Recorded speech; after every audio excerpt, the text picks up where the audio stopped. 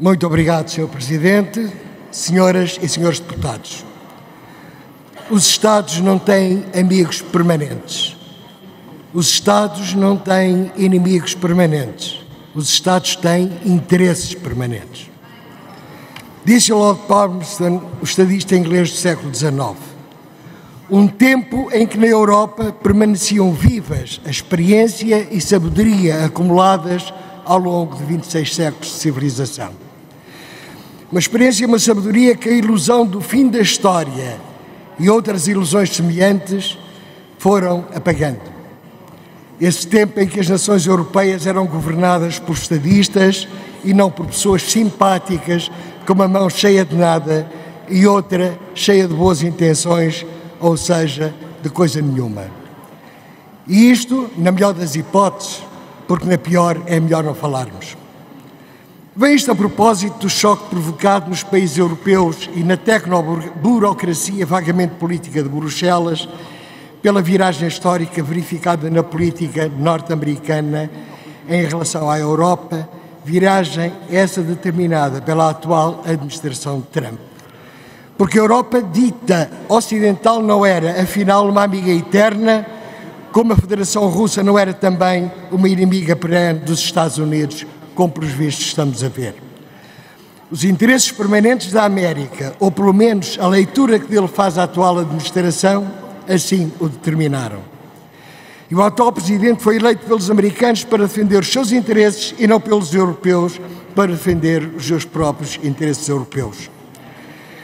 Podemos lamentá-lo, estamos no nosso direito, mas é mais sábio aceitá-lo e mais produtivo encolher os ombros e seguir em frente.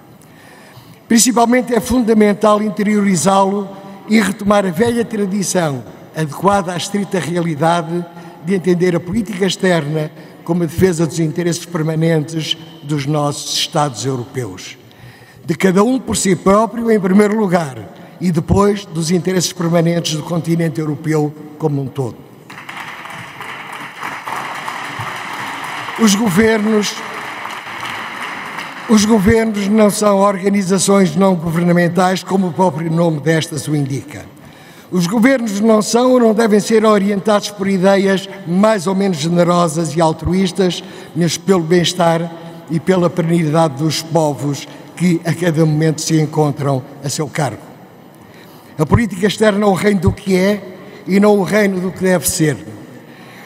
Orientada por juízes de realidade e não por juízes de valor, por mais luminosos que estes juízes de valor possam parecer.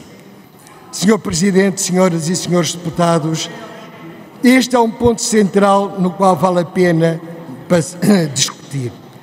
Vemos no Chega com séria preocupação que os governos de Portugal, os governos dos demais países europeus e a burocracia de Bruxelas se encontram profundamente desorientados e perdidos, sem encontrar um lugar lúcido e claramente pensado e determinado no novíssimo panorama definido pelos atuais eixos geopolítico, geoestratégico e geoeconómico que definem e estruturam o novo mundo. Provam a título de exemplo as movimentações erráticas e os discursos contraditórios dos líderes políticos europeus. Principalmente provam a permanente agitação do Sr. Macron, destinada a mascarar, com a procura de protagonismo na política externa, o seu clamoroso desastre na política interna.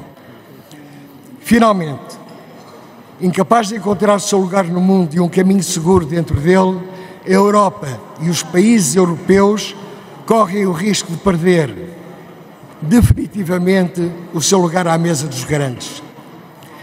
É conhecida a sentença de que quem não tem lugar reservado à mesa dos grandes faz parte do menu.